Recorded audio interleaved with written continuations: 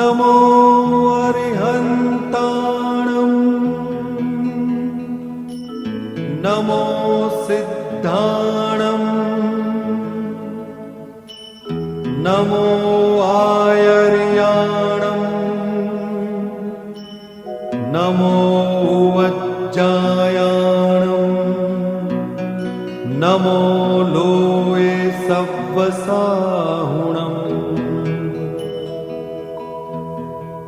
એસો પંચ નમુક્કારો સર્વ પાવપણાસણો મંગલાણં ચ સવ્વેસિં પરમં હવૈ મંગલમ.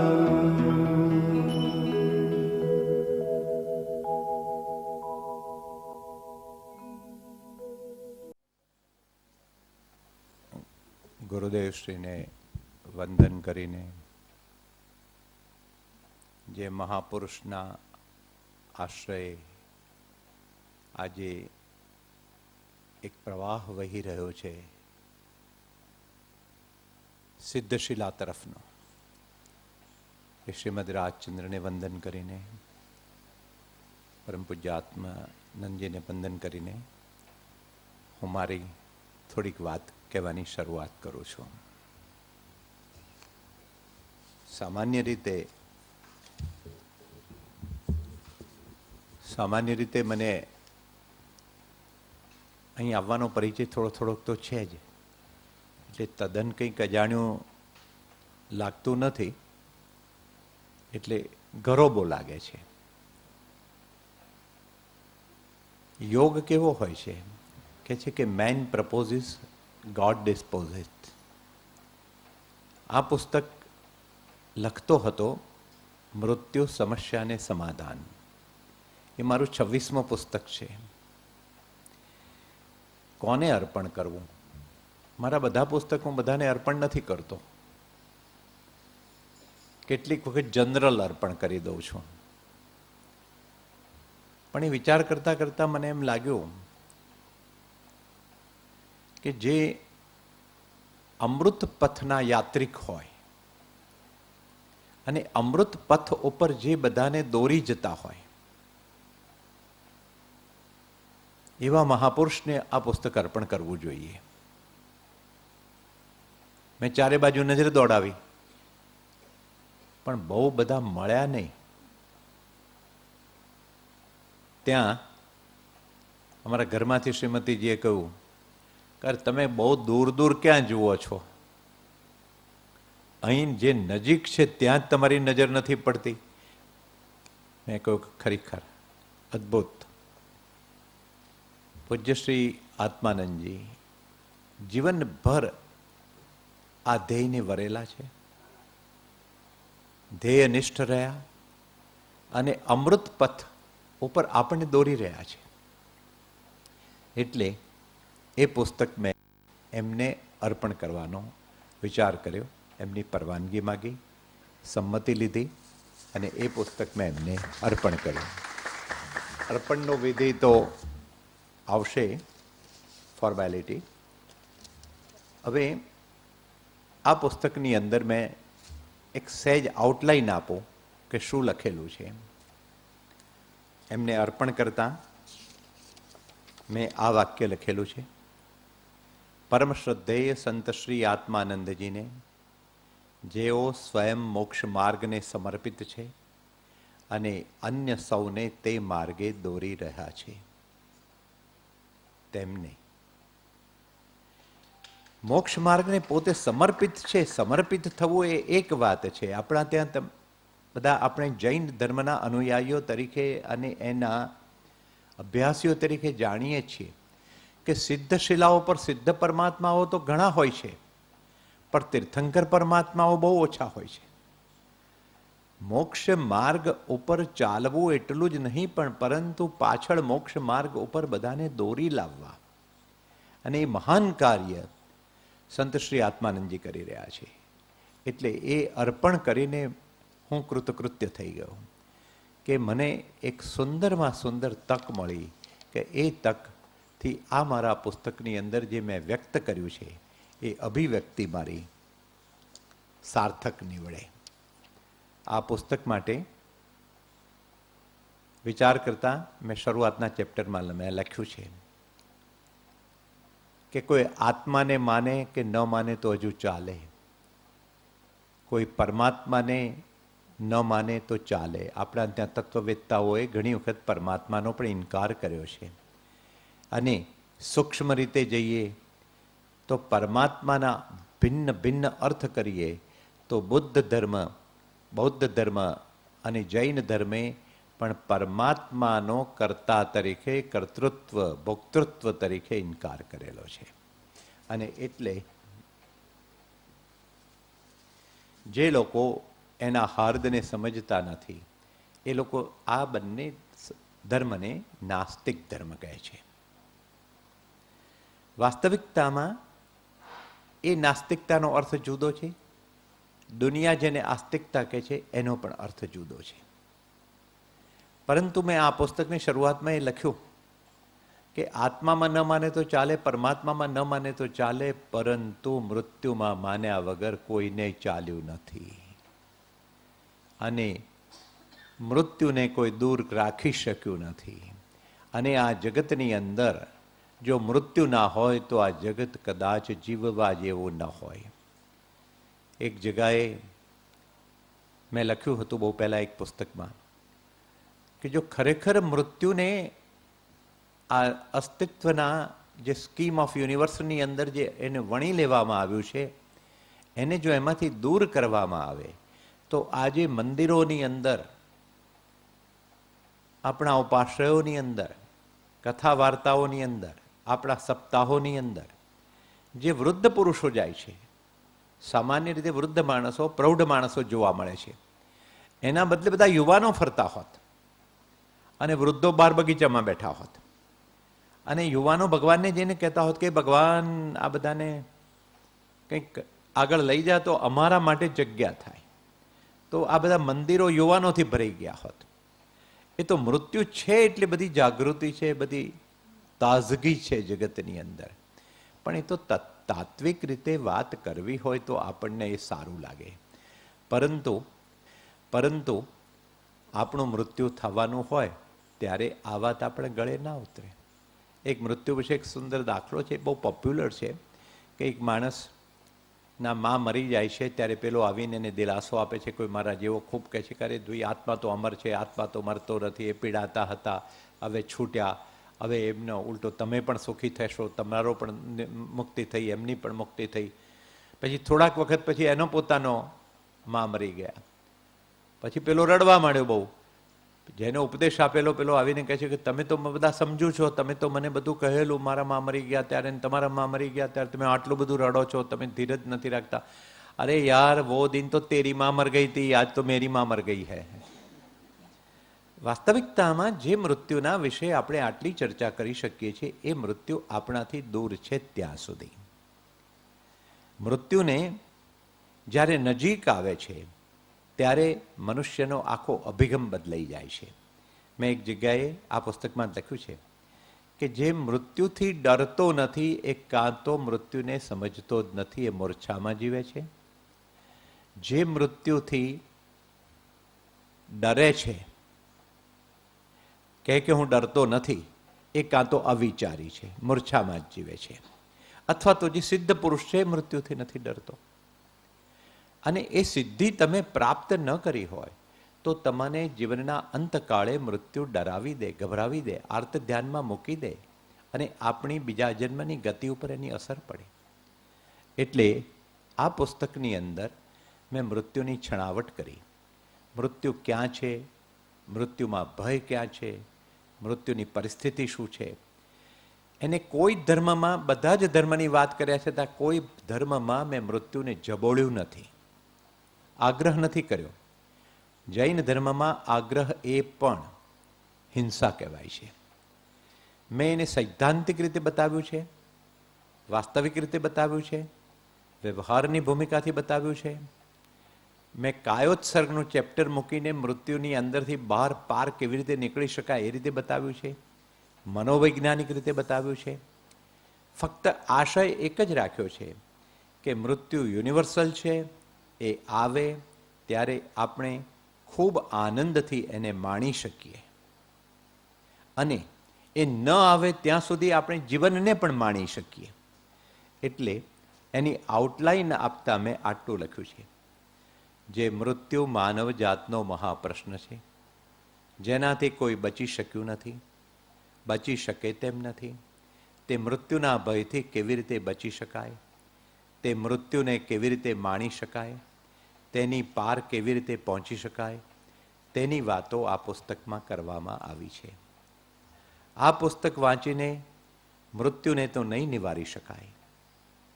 આજથી 12 વર્ષ પહેલાં મેં એક પુસ્તક લખ્યું હતું, મૃત્યુ વિજયને પંથે. 12 વર્ષને અંતે હું લખું છું કે મૃત્યુના ઉપર વિજય પ્રાપ્ત ન થઈ શકે.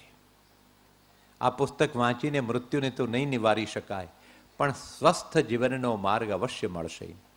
વિવિધ ધર્મધારાઓને સાથમાં રાખીને લખાયેલા આ પુસ્તકમાં સિદ્ધાંત, વ્યવહાર, મનોવિજ્ઞાન, યોગ અને સાહિત્યનો સમન્વય સધાયેલો છે. મૃત્યુ વિશેનું પુસ્તક હોવા છતાંય તેમાં ક્યાંય મૃત્યુનો ભાર વર્તાતો નથી. તે આ પુસ્તકની વિશિષ્ટતા છે.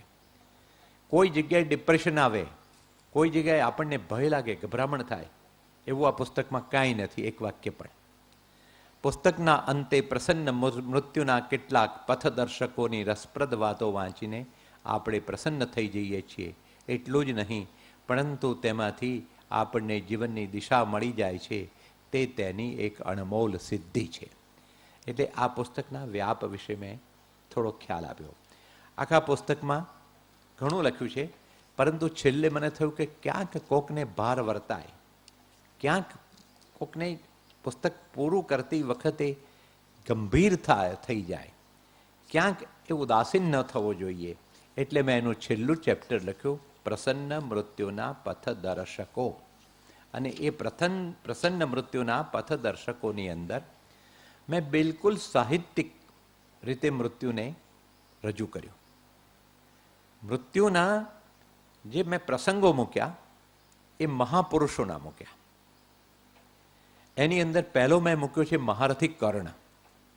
મહારથી કર્ણ જે પરિસ્થિતિની અંદર મૃત્યુનું થાય છે, આપ સૌ જાણો છો. એ આખી કર્ણની કથા મારે કહેવી નથી, પરંતુ એના ઉપર શ્રાપ છે ને, જ્યારે પૃથ્વી એનું પૈડું છેલ્લી વખતે એના રથનું પૈડું ગ્રહણ કરે છે, બ્રહ્માસ્ત્રની વિદ્યા એ શ્રાપના લીધે ભૂલી જાય છે. રથની નીચે ઉતરે છે ત્યારે અર્જુન એના ઉપર બાણો છોડે છે, અને કર્ણ એને ના પાડે છે કે આ અધર્મ થાય છે, તું અટકી જા, હું પૈડું મારું બહાર કાઢી લઉં ને રથમાં બેસું ત્યાં સુધી તું બાણ વર્ષા ન કરીશ. કૃષ્ણ ભગવાન એને કહે છે કે તું મારી દે અત્યારે ને અત્યારે બાણ, એનું શીશ ઉતારી લે, આવી તક તને ફરતી નહીં મળે. કર્ણ સમજી ગયો કે અંતિમ ક્ષણ આવી ગઈ છે, અને આ અંતિમ ક્ષણની અંદર હવે મારો કોઈ સહારો નથી, અહીં મારું મૃત્યુ થશે. મારી અમોઘ શક્તિ ચાલી ગઈ ઘટોત્કચની પાછળ. હવે તે વખતે એ કર્ણ, આખું જીવન હું કહેતો નથી, મેં આની અંદર થોડેક અંશે એના અણસારો મૂક્યા છે, એ જે એના પોતાના મનોભાવો છે એને વ્યક્ત કરતી વખતે આ મનોભાવો પરમ સાધના વગર ન થાય. જીવનભર જેણે સાધના કરી હોય એની અંદર આ ખુમારી, આ ભાવ આવી શકે. તો એ રામદયારી દિનકરસિંહ નામના એક મહાન કવિએ એના એ કર્ણના અંતિમ સમયના મનોભાવો મૂકેલા છે. મहिले સોંપતા હું રથ મેં, મहिले સોંપતા હું આપ રથ મેં. મારી જાતે હું તને મારો રથ આપી દઉં છું, લેને તું પૃથ્વી શું મને ગ્રહણ કરી જાઉં છું. ગગન મેં ખોજતા હું અન્ય પથ મેં, ગગનમાં હવે હું પથ શોધું છું. મહાનિર્વાણ કા ક્ષણ આ રહા હૈ, નયા આલોક સ્યંદન આ રહા હૈ. નિર્વાણ આવી રહ્યું છે, ઉપરથી રથ આવી રહ્યો છે, સ્યંદન એટલે રથ. અહા આલોક સ્યંદન આન પહોંચા, હમારે પુણ્ય કા ક્ષણ આન પહોંચા.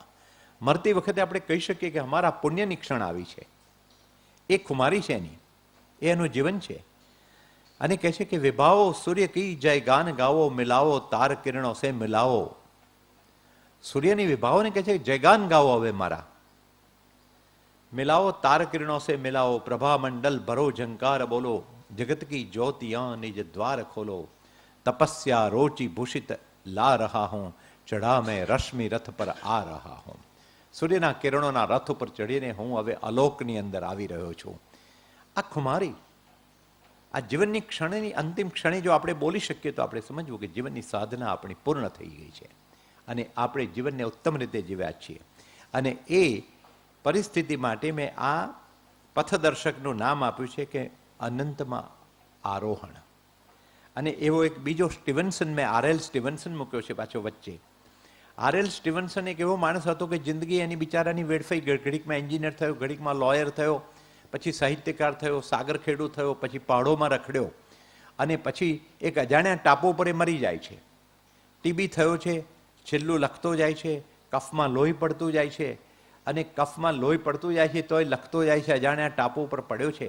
અને તે વખતે આ માણસની જો તમે ખુમારી જુઓ તો આપણને એમ થાય કે ક્યાં મારું ઘર, ક્યાં મારો દેશ, ક્યાં આવીને પડ્યો છું. ભલે એ માણસ કોઈ આપણા મહાન હિન્દુ ધર્મની વાતોની અંદર કે જૈન ધર્મ કે બૌદ્ધ ધર્મ કે કોઈની સાથે સંકળાયેલો વેદાંત સાથે ન હતો, પરંતુ એના મનોભાવો જુઓ. આ જીવનની સાધના વગર ન આવે. એ છેલ્લી વખતે જ્યારે કફની અંદર લોહી પડતું જાય છે તે વખતે રૂમાલમાં કફ લેતો જાય છે અને લખે છે, ગ્લેડલી ડીડ આઈ લીવ એન્ડ ગ્લેડલી આઈ ડાય. આ મરતી વખતના છેલ્લી પંક્તિઓ લખે છે અને પછી કહે છે, under the wide and starry sky dig my grave and let me lie. આકાશની નીચે બસ મારી કબર ખોદો. Under the wide and starry sky, તારાઓ ઉપર ઝગમગતા હોય. Dig my grave and let me lie. Glad did I live and gladly die. આનંદથી જીવ્યો છું. જેનું જીવન આમ નિષ્ફળ ગયું હતું એ કહે છે કે ગ્લેડ ડીડ આઈ લીવ, આનંદથી જીવ્યો છું. Gladly die and I lay down with a will. અને મારી ઈચ્છા છે અંતિમ શું? This be the verse you grave for me. મારી કબર ઉપર આ લખજો. Here lies where he long to be. અહીં એ માણસ પડેલો છે કે જ્યાં એની પડવાની, સૂઈ જવાની કબરમાં ઈચ્છા હતી. આવું આપણે કહી શકીએ કે હું ઝંખતો હતો કે અહીં મારી કબર થાય, કે હું અહીં ઝંખતો હતો કે અહીં મારું ક્રેમેશન થાય? એ કહે છે here he lies where he long to be. અને home is the sailor home from the sea and hunter is home from the hills. આ રખડું માણસ જંગલોનો ઘેર આવી ગયો છે. સાગર ખેડૂ હવે પોતાના ઘર આવ્યો છે. આપણે જ્યારે આપણા જીવનની અંદર ઘરે આવી જઈએ, મૃત્યુની વખતે આપણને એ આનંદ લાગે કે હું હવે તો મારા ઘરે પહોંચી રહ્યો છું.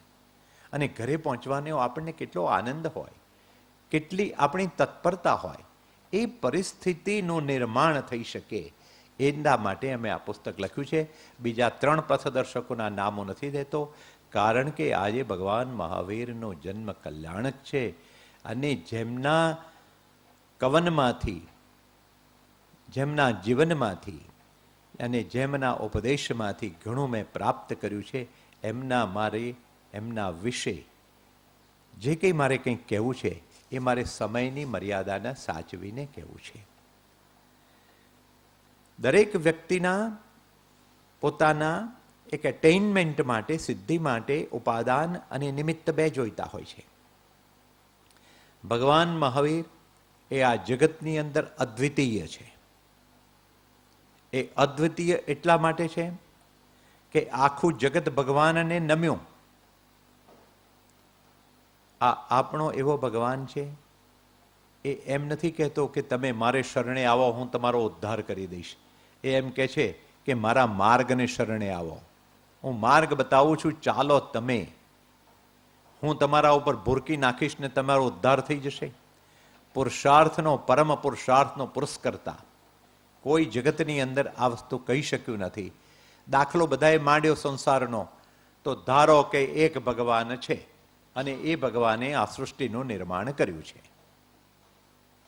દાખલો બેસી ગયો, પછી પેલી રકમ છોડાવી જ નથી કોઈએ. ભગવાન મહાવીરે ધારણા જ ના મૂકી કે ધારો કે એક ભગવાન છે ને એણે બધું સર્જન કર્યું છે ને એ બધાનો પાલનહાર છે ને એ બધાનું પોષણ કરે છે, એ બધાનું મરણ પણ કરે છે, એ સર્જન કરે છે, વિસર્જન કરે છે, એ જીવન આપે છે. આ દાખલો ગણવો બહુ ભારે હતો. હા, અને ધારણા વગર એમણે પોતે દર્શન કર્યું, પોતાના તપશ્ચર્યાથી, પુરુષાર્થથી દર્શન કર્યું. એમણે 3 ભાગમાં વહેંચ્યું છે. મનુષ્યની અંદર એના જન્મથી એની જન્મે છે ત્યારે એની સાથે એની કષાય ચેતના હોય છે. કષાય ચેતના એટલે આમ આપણે કષાયો રાગ અને દ્વેષને કષાય કહીએ છીએ, અને 9 કષાયોને 9 આપણા ત્યાં મૂકેલા છે. હાસ્ય, રતિ, અરતિ, ભય, શોક, જુગુપ્સા અને 3 વેદ. તો આપણી જન્મની સાથે કષાય ચેતના છે. ભગવાન મહાવીરે એમના ઉપદેશથી, એમના જીવનથી એ બતાવ્યું કે કષાય જે ચેતના એ તમારા જીવનની યાત્રાની શરૂઆત છે. જ્યારે તમારામાં વિવેક જાગૃત થાય કે આ યોગ્ય છે કે આ પ્રાપ્તવ્ય છે, શું જીવનમાં મેળવવા જેવું છે, ઉપાદેય શું છે ને શું છોડવા જેવું છે, એ વિવેક ચેતના. વિવેક ચેતના ચોથા ગુણસ્થાન કે જેને આપણે કહીએ છીએ કે સમ્યક દર્શનની પ્રાપ્તિ, એ વિવેક ચેતના. કષાય ચેતનામાંથી શરૂઆત કરેલો જીવ વિવેક ચેતનાને જ્યારે પ્રાપ્ત કરે છે ત્યારે એને પોતાનો માર્ગ દેખાય છે. પરંતુ માર્ગ ઉપર જોવું અને માર્ગ ઉપર ચાલવું બેની વચ્ચે ઘણો ભેદ છે. અને જ્યારે એ ચોથું, 5મું દેશવિરતિ અને 6ઠું સર્વવિરતિનું ગુણસ્થાનક પસાર કરીને 7મા ગુણસ્થાનક ઉપર આવે છે, ત્યારે 7 થી 14 ગુણસ્થાનક સુધીની જે યાત્રા છે એ એની વિતરાગ ચેતના જાગે છે. ત્યાર પછીની એ યાત્રા છે. ભગવાન મહાવીરના ઉપદેશની અંદર જો આપણે જોવું હોય તો આ 3 વસ્તુઓને જો આપણે પકડી લઈએ, મારી સ્થિતિ શું છે કષાય ચેતનાની, કષાય કેટલા પાતળા પડ્યા છે, કેટલા મંદ પડ્યા છે, મારામાં વિવેક જાગૃત થયો છે. વિવેક એટલે શું? જે જે સ્વરૂપે છે તે સ્વરૂપે જોવું, એનું નામ વિવેક. શું જીવનમાં ઉપાદેય છે ને શું જીવનમાં હેય છે, મેળવવા જેવું શું છે અને છોડવા જેવું શું છે, એ જેને સ્પષ્ટ થઈ જાય એ વિવેક ચેતના. પછી એને સમ્યક દર્શન કહો, સમ્યક જ્ઞાન કહો, એવા શબ્દો ન પણ કહો, એ ભલે જૈન સંપ્રદાયમાં ન પણ હોય, પણ જેની વિવેક ચેતના જાગી જાય એના માટે આગળનો માર્ગ સ્પષ્ટ થઈ જાય. વેદાંતે કહ્યું કે જ્ઞાન થતાની અંદર બધા કર્મ ભસ્મીભૂત થઈ જાય છે અને મનુષ્ય બ્રહ્મની પ્રાપ્તિ માટે એનો માર્ગ મોકળો થઈ જાય છે. ભક્ત સંપ્રદાયવાળાઓએ કહ્યું કે ભક્ત કૃષ્ણ ભગવાનની કે ભગવાનની અંદર ભક્તિ કરતા કરતા જ્યારે પોતાના આત્માનો વિસર્જન થાય છે ત્યાર પછી એક એવી પરિસ્થિતિ આવે છે કે પરમાત્મા જ એને સંભાળી લે છે અને પરમાત્મા એનો મોક્ષ કરી દે છે. અરે ત્યાં સુધી કહેવાય છે કે પરમાત્માએ મને કેમ ન ઉઠાવ્યો એવું કહેવું એ પણ ગુનો કહેવાય. હું પડ્યો છું ને હે ભગવાન તું મને અત્યાર સુધી કેમ નથી ઉઠાવતો? અરે જીસસ ક્રાઇસ્ટ સોળી ઉપર ચઢ્યા છે અને તે વખતે બોલે છે કે હે પ્રભુ તે મને છોડી દીધો. એ બોલે છે ને જીસસ ભક્ત ચેતના છે. એને વિચાર આવે છે અરે મારાથી આવું ભગવાનને કહેવાય કે તે મને છોડ્યો? એ કહે છે thy will be done, તારી જે ઈચ્છા હશે એ થશે. આ ભક્ત ચેતના. અને ભગવાન મહાવીર કહે છે એકલા જ્ઞાનથી મોક્ષ ના થાય. દિલ્હી ક્યાં આવ્યું છે જાણે દિલ્હી ના પહોંચાય. સમર્પિત થઈ જઈએ કે તું જ મને ઉઠાવીને મૂકી દે તો પણ મોક્ષ ના થાય. એ તો શોર્ટેસ્ટ કટ છે. અને જો એ રીતે મોક્ષ થતો હોય કે જે રોજ ભગવાનની પૂજા કરતો હોય, ટીલા ટપકા કરતા હોય, આરતી ઉતારતો હોય ને એને મોક્ષમાં જવાનું મળે, અને કોક બિચારાને ટાઈમ ના રહેતો હોય ને પેટ પૂરવા માટે દોડતો હોય અને એનો મોક્ષ ન થાય તો એ તો એક પ્રકારનો અનિષ્ટ કહેવાય. હું જૈન ધર્મ તરફ જે આકર્ષાયો એનું મુખ્ય કારણ જે હતું કે જ્યારે મને એક ખબર પડી કે આ ભગવાન એક એવો ભગવાન છે કે જેની હું પૂજા કરું કે ન કરું છતાં હું મોક્ષે જઈ શકું છું. Provided I walk on the path which he has shown and carved out. એના પથ ઉપર ચાલો. બધા ભગવાને કહ્યું કે તું મારે શરણે આવ, મને સમર્પિત થઈ જાય, હું તને સંભાળી લઈશ. ભગવાન મહાવીરે કહ્યું કે મારા શરણે નહીં આવું તો ચાલશે, મારા માર્ગના શરણે આવો અને હું તને માર્ગ બતાવું છું. એટલે આવા મહાન જેને ભગવાનો જેને તરીકે જેને જગતને પૂજ્યા છે, યુનિક અદ્વિતીય ભગવાનનું દર્શન છે આ. એટલે જ્ઞાન દર્શન, દર્શન જ્ઞાન ચારિત્રાણી મોક્ષ માર્ગ ત્રણેય જોઈએ, ચાલવું પણ પડશે. એટલે કષાય ચેતના, કષાયમાંથી વિવેક ચેતના, વિવેકમાંથી વિતરાગ ચેતના. એની સાથે ભગવાનનું કલ્યાણક છે. એક બે ઉદાહરણો હું આપું છું. આપણે આપણા બધા ભગવાનોને જગતની અંદર ચમત્કારોથી મૂલવ્યા છે. જે વસ્તુ આપણને ન સમજાય એ ચમત્કાર, જે વસ્તુ આપણને, એ તો પેલો કે લાલ જાદુગરી કરે છે એટલે કે ભગવાન થઈ ગયો. અને ભગવાન એક જાદુગર છે.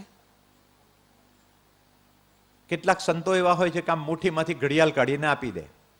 અરે કે એ ભગવત્તાની નિશાની છે. ભગવત્તા એ તો આત્મિક સંપત્તિ છે, અનંત આનંદની અવસ્થા છે. જે ભગવત્તા જાગૃત કરે, જે ભગવત્તાનો માર્ગ બતાવે એ ભગવાન. બધાએ કહ્યું ભગવાને. અરે મેં સાંભળ્યું છે કે ઇસ્લામની અંદર તો તમે એમ વિચાર કરો કે તમારે અલ્લાહ થવું છે ને તો ગુનો કહેવાય, એ પાપ કર્યું કહેવાય. જ્યારે એની સામે આ ભગવાન મહાવીર ના માટે ભક્તામણની અંદર માનતુંગ સુરી કહે છે, નાત્યદ્ભુતમ ભુવન ભૂષણ ભૂતનાથ ભૂતૈર ગુણી ભવંતમ ભિષ્ટુવંત તુલ્યા ભવંતિ ભવતો નનુ તેન કિંવા ભૂત્યાશ્રિતમ ન સાત્મ સમમ કરોતી. મારો ભગવાન એવો છે કે હું એની સેવા કરું. સેવા મીન્સ કે એના માર્ગને હું અનુસરું તો એ મને ભગવાન બનાવે છે.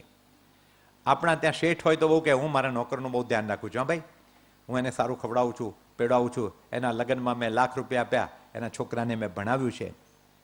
પણ ક્યારેય આપણે વિચાર કર્યો કે હું એને મારા જેવો શેઠ બનાવું? ના. કારણ કે શેઠ બનશે તો મારી ગાડી કોણ ચલાવશે, મારા ઘર કોણ ચલાવશે, મારી સાફ સફાઈ કોણ કરશે, મારું રસોડું કોણ ચલાવશે? એક જ ભગવાન જગતની અંદર એક અને અદ્વિતીય છે જે કહે છે કે મને પગે લાગો કે ન લાગો, ઇટ ઇઝ એમ મટીરિયલ, પણ તમે મારા માર્ગે ચાલ્યા જાઓ, હું તમને ભગવાન બનાવું છું. મેં પેલાને પૂછ્યું, મારા ગુરુને, મારે કાર્તિક સ્વામી જેવું છે, 21 ગુરુ, જ્યાંથી મને કંઈક મળે એ મારો ગુરુ. તો મેં એમને પૂછ્યું, હું સ્વતંત્રતાનો પૂજારી, મેં એને પૂછ્યું કે ભાઈ આ તમારી સિદ્ધશિલા છે, માની લીધી. શરૂઆત તો માનવી જ પડે ને બધું. અત્યારે માનવાનું જ રહે ને, કારણ કે પહોંચવાનું તો જો મારા કંઈ ગજામાં દેખાતું નથી, એટલે તો સંતોના શરણે હજુ જવું પડે કે જરાક માર્ગ ઉપર વધારે પ્રકાશ ફેંકો ને તો એના ઉપર અમે ચાલ્યા જઈએ. તો મેં એને પૂછ્યું કે ભાઈ હું સિદ્ધશિલા ઉપર જઉં, અને એ સિદ્ધશિલા ઉપર ગયા પછી ત્યાં ભગવાન મહાવીર દેખાય, ઋષભદેવ બેઠા હોય, અજિતનાથની ચેતના હોય, અનંત જ્ઞાન હોય, એટલે બધું જોઈ શકું. આપણે નોકરી છોડી દીધી હોય, વર્ષોના વર્ષો થઈ ગયા હોય, પણ આપણો શેઠ રસ્તામાં મળે તો આપણે શું કરીએ? આ બધું બાજુ પર મૂકીને પગે લાગવા બેસી જઈએ. કસ્તુરભાઈ લાલભાઈ આવ્યા, અંબાલાલ સારાભાઈ આવ્યા, અજય કૃષ્ણભાઈ આવ્યા, અંબાણી સાહેબ આવ્યા. આપણા ભગવાન મહાવીર ત્યાં મળે જેણે માર્ગ બતાવ્યો, જેણે આપણને આટલા સમૃદ્ધ બનાવ્યા, અનંત સમૃદ્ધિ જેણે બતાવી આત્માની. આપણે ભગવાન મહાવીરને તે વંદન નહીં કરવાના, એ ભગવાન એમ કે હેલો એમ કે પગે નહીં લાગવાનું, એમના ચરણ સ્પર્શ નહીં કરવાના. એ તો ચંચળતા થઈ ગઈ. તમે પર્યાપ્ત નથી, સ્વયં પર્યાપ્ત જે બનાવે છે. ભગવાન મહાવીરની ચેતનાને સિદ્ધશિલા ઉપર જોઈએ કે ઋષભદેવની, તો પણ આપણે જરીકે વિચલિત ન થઈ જઈએ. આપણે સ્વયં પર્યાપ્ત છીએ, કારણ કે એ આપણો ભગવાન છે કે જે આપણને એના જેવો બનાવે છે. કશું જ રિઝર્વેશનમાં નથી રાખતો. નહીં તો બધા રિઝર્વેશનમાં રાખે. અમુક તને મંત્ર ના મળે, અમુક વાત ન મળે. એમણે બધું જ બતાવી દીધું કે આ માર્ગ છે ભાઈ, તું ચાલો તો તારો માર્ગ છે.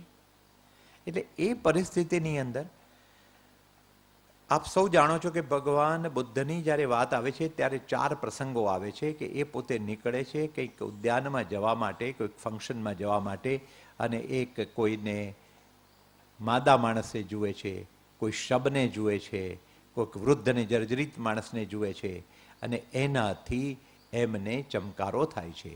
અને એ પેલાને પૂછે છે કે આ શું થાય છે? સારથીને પૂછે છે કે આ કોણ છે? તક શબ છે. તક એને કેમ આમ બાંધીને લઈ જાય છે?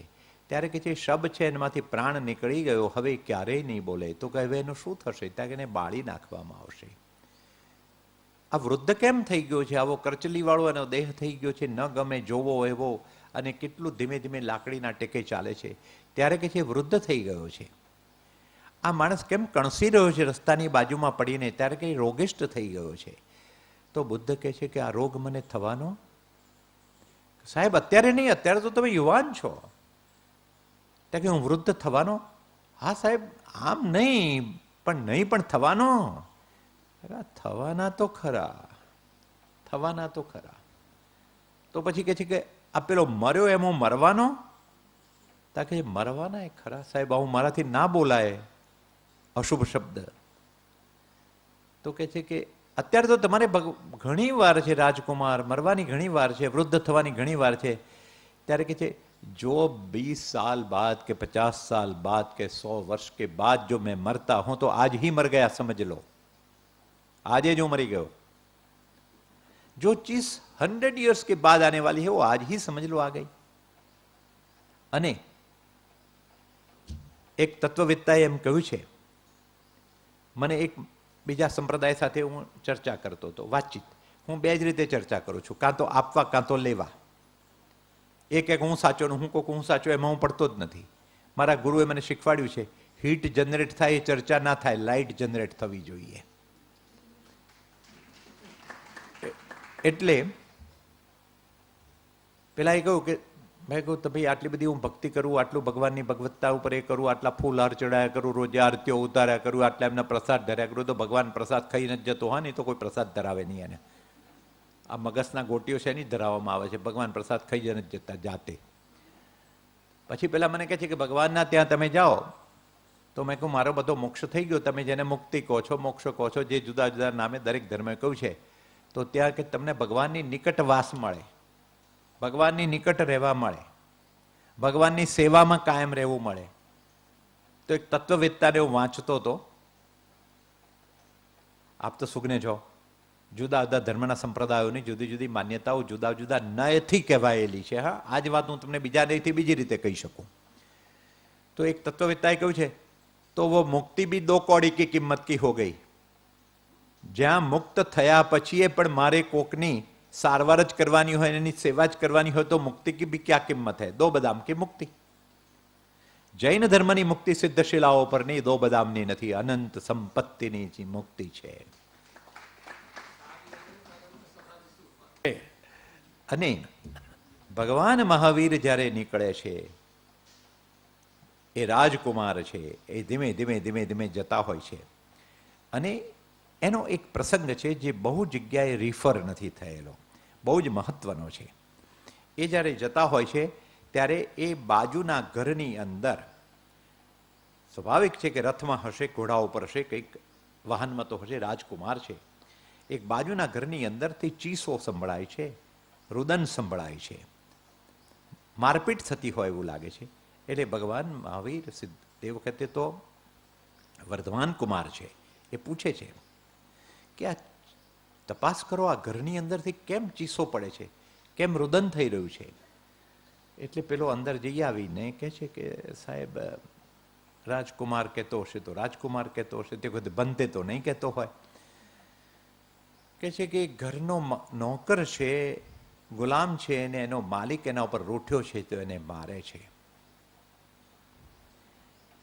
ત્યારે કહે છે કે આપણા શાસનની અંદર, કારણ કે એમના પિતાનું શાસન હતું, આપણા શાસનની અંદર કોઈને ગુલામ તરીકે રાખવાની છૂટ છે ખરી? પરવાનગી છે? કે હા, શાસન એની સંમતિ આપે છે. તો પછી કહે છે કે ગુલામને મારવાની શાસન સંપત્તિ આપે છે, સંમતિ આપે છે? ત્યારે કહે છે હા, ગુલામને મારવાની પણ સંમતિ મળે છે. તો ગુલામને છોડાવી શકાય નહીં? કારણ કે ગુલામ તરીકે વેચાઈ ગયો છે એટલે જીવનભર એને ગુલામી જ કરવાની છે.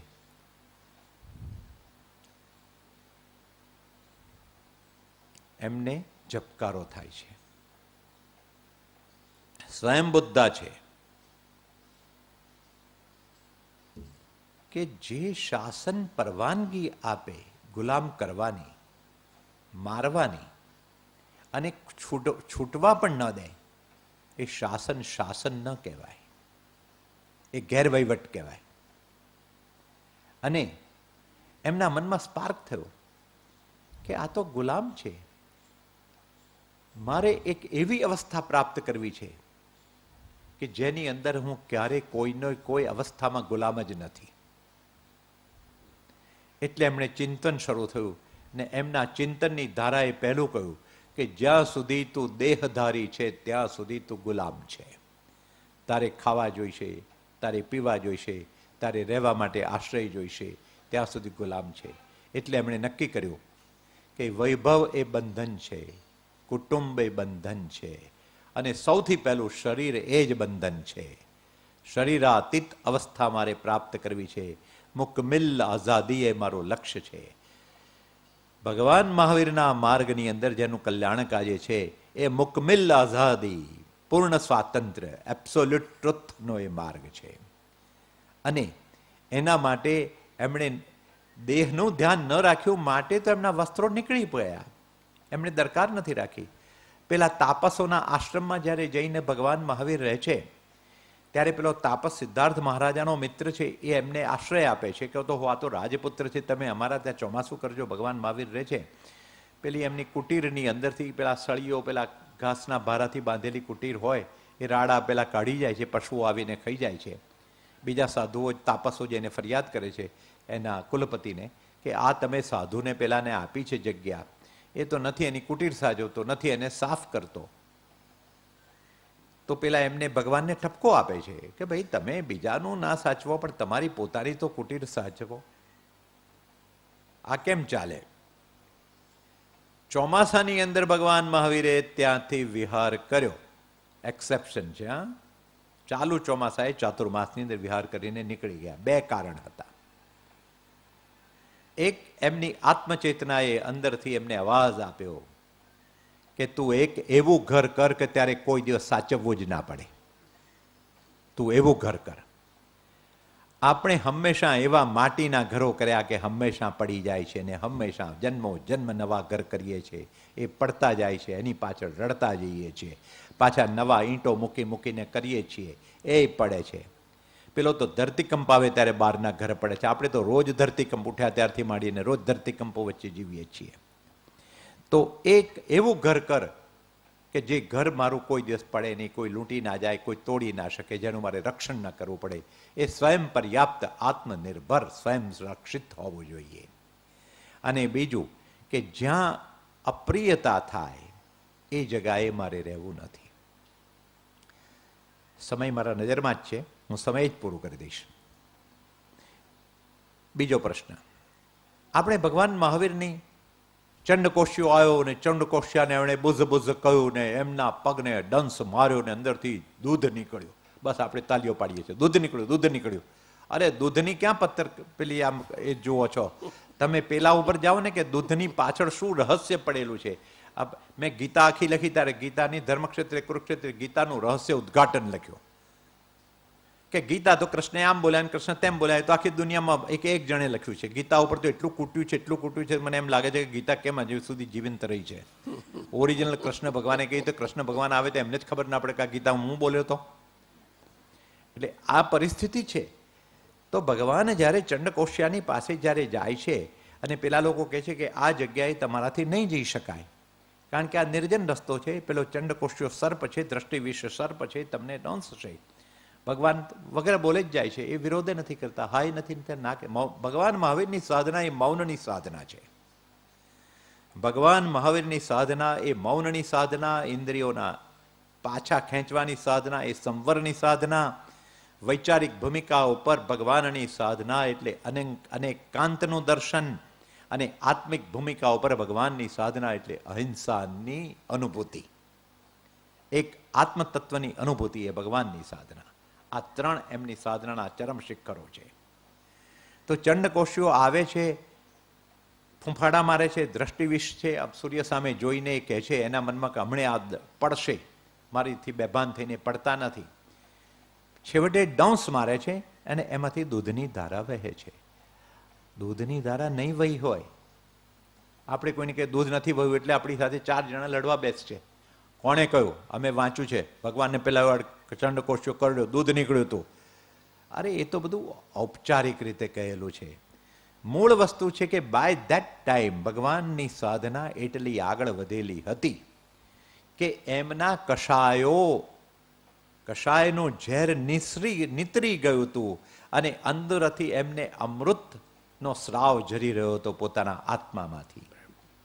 એમાં દૂધ એ તો સિમ્બોલિક હતું. અને એ જ શૂલપાણી યક્ષની મંદિરની સાધનાની વાત છે કે શૂલપાણી યક્ષના મંદિરની અંદર જ્યારે ભગવાન રહે છે ને તે વખતે બધા કે ત્યાં એને ના પાડે છે કે કાલે જીવતા એ બહાર નહીં આવે, અને એ ત્યાં રહે છે. અને તે વખતે રાત્રે ચિત્કાર થાય છે, ચીસો પડે છે, હાથીઓ આવે છે, સૂંઢથી એમને પકડે છે. આપણે આનંદથી વાંચીએ છીએ, હો હાથીઓ આવ્યા, અમારા ભગવાન ઊભા રહ્યા છે, અમારા ભગવાન હજુ ટકી રહ્યા છે. પછી વીંછીઓ ડંખ દે છે, પછી સાપો એમને ઘેરી વળે છે. આ બધું ત્યાં તમે આમ જુઓ તો તમને અમાનવીય લાગે. ભગવાને ક્યારેય પણ ચમત્કારને નથી પોષણ આપ્યું. આપણે એમના ચમત્કારોને જ પકડ્યા છે. ભગવાને આટલા ઉપવાસ કર્યા. અરે ભગવાને એટલું બધું ધ્યાન કર્યું કે એમને ખાવા જવાનો ટાઈમ જ નથી, યાદ જ નહોતું આવતું. એ પોઝિટિવ પકડવાના બદલે આપણે નેગેટિવ આસ્પેક્ટ પકડ્યો છે. અને પછી ઉપવાસ ગણીએ છીએ, એટલા ઉપવાસ આપણે કરવા મથીએ છીએ. તો એ શૂલપાણી યક્ષના મંદિરની અંદર જે એમની આરાધના થાય છે ને આખી રાતની અંદર જે એમના ઉપસર્ગો થાય છે, એ ઉપસર્ગો એ પ્રતીતિ કરાવે છે કે જન્મના એમની અંદર પડેલા સંસ્કાર બહાર આવતા હતા અને એ સંસ્કારનું એ નિરસન કરતા હતા. એ અભયની પ્રાપ્તિની સાધના હતી. 12 વર્ષ એમણે કેમ બહાર કાઢ્યા?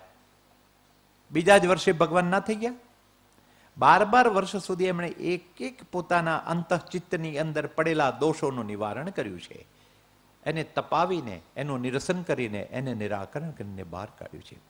આજે ભગવાન મહાવીરના જન્મના કલ્યાણકે હું પ્રાર્થના કરું છું કે આપણે એમના સાધના પથને પકડીએ અને ચરમ લક્ષ્યને આપણા ગુરુદેવની સહાયથી આપણે ચરમ લક્ષ્યને બને એટલી ત્વરિત અવસ્થાથી પહોંચીએ.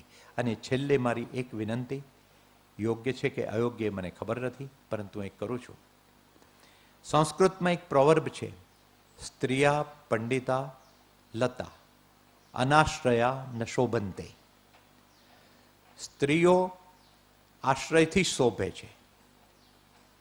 કોઈ બહેનો માઠું ના લગાડતા. હા, સ્ત્રીઓ આશ્રયથી શોભે છે, પરસ્પરની શોભા છે. મીન્સ કે સ્ત્રીત્વનો વિકાસ સ્ત્રીઓનો એક આશ્રયથી થાય છે. બીજી બાજુ લતા વૃક્ષો ઉપર આધાર લઈને એના આલંબનથી આગળ થાય છે ને વિકસે છે ને એના ઉપર ફૂલ આવે છે ને મગમગાટ થઈ જાય છે. અને પંડિતો એ રાજ્ય દરબારના આશ્રયથી શોભે છે. શોભે છે એટલે પંડિતોની પાઘડી શોભતી નથી, પણ પંડિતોનું જે જ્ઞાન છે, જે એમનો સંદેશ હોય છે, એ જગત સુધી રાજ્યથી પહોંચે છે. આ પુસ્તકની અંદર મેં મારાથી ઘણું ચિંતનનો નિચોડ ભરેલો છે. મારી એક સજેશન છે કે આ સંદેશને પરમ પૂજ્ય ગુરુશ્રીના કારણે એની અંદર એમના આશ્રયે આ સંદેશ ઘણા મુમુક્ષુઓ સુધી પહોંચે. મારો સંદેશ 5 માણસ સુધી પહોંચશે, એમનો 5000 માણસ સુધી પહોંચશે. અને આ રાજચંદ્ર આશ્રમ અહીંનો કોબાનો એ તીર્થ સ્થળ બની ગયું છે. તો અહીં આવનાર દરેકને આ પુસ્તક સુલભ થઈ શકે એવું કંઈક આયોજન થતું હોય તો કરે, ન કર્યું હોય તો પણ હું તો નિષ્કામ ભાવે મૂકી દીધું છે મેં, કે જેવી જેવી ગતિ, જેવો જેવો યોગ એ આવીને થશે જ.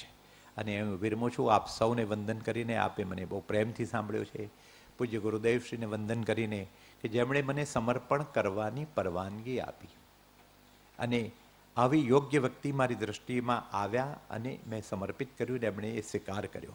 અને એની ફોર્માલિટીથી હવે એ આપને અર્પણ થશે. આ પુસ્તકનો આઉટર સાઈડ છે અને પુસ્તકને અર્પણ કરવા માટે લોકાર્પણનો અર્થ જ એ છે, હું ગુરુદેવને અર્પણ કરું છું અને ગુરુદેવ લોકોને અર્પણ કરે છે કે લોકો સુધી એનો સંદેશો પહોંચાડે છે. એ એનો તાત્વિક અર્થ છે. અને વિરમું છું. મને લાગે છે 3 મિનિટ ઉપર જતો રહ્યો, ક્ષમા આપશો.